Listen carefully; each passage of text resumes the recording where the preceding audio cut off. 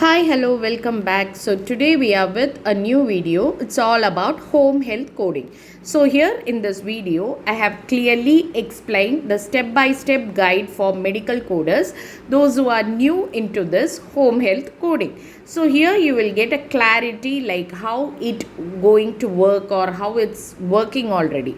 So let's get into the video. Home health coding follows a systematic workflow where coders review the patient documentation, select accurate diagnosis, and ensure compliance with coding guidelines. The process mainly uses ICD-10-CM and follows a reimbursement structure of patient-driven grouping model PDGM. So the first step here is receive patient referral. So the workflow begins when a home health agency receives a patient referral from a physician or a hospital. So the document typically received will be patient referral, hospital discharge summary, medication list, and clinical notes to understand why the patient need the home health service. So the second step will be review start of care, that is SOC assessment. The clinician perform the start of care assessment using the OASIS system. OASIS include patient diagnosis, functional ability, clinical condition, care requirement. This information help the coder identify possible diagnosis. Step 3 is review plan of care, POC. The plan of care is prepared by the physician and include patient diagnosis, type of services required, frequency of visit, duration of care, and coder must ensure all coded diagnoses are supported in the plan of care. Next comes step 4. Step 4 is identify the primary diagnosis.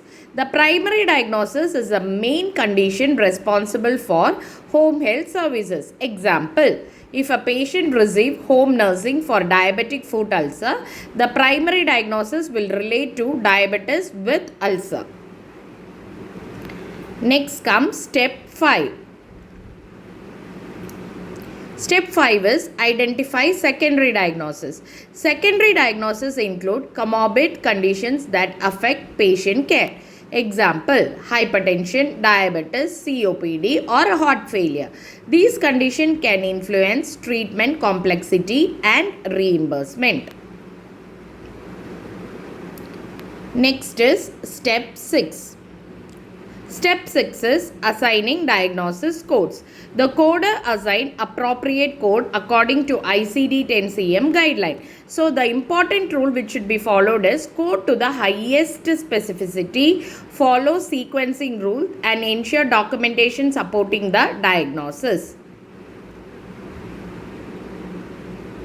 Next step is step 7. Apply PDGM clinical grouping. Once the primary diagnosis is assigned, the patient is classified under patient-driven grouping model, clinical group. Example of clinician groups are musculoskeletal rehabilitation, neuro-rehabilitation, wound care, medication management, cardiac condition. This grouping determines payment classification for the home health episode. And step 8 is review of comorbidities. Coders review additional diagnosis to determine whether comorbidity adjustment apply. Comorbidities can increase patient complexity or affect reimbursement. Next is step 9. Coding validation or quality check.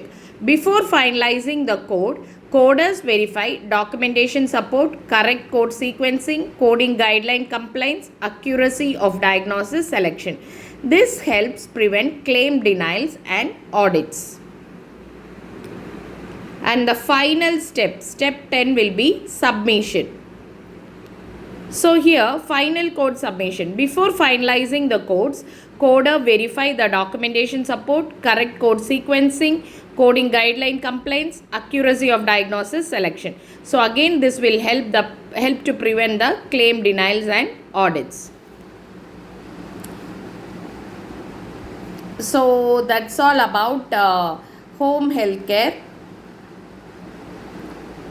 So thank you for watching this video, and to learn how to crack the interview and get placed, you can join our 1499 interview guidance program. And if you are really interested in this, you can just comment interview below. So thank you so much for watching. Please do subscribe if you haven't subscribed. Thank you. Take care. Bye bye.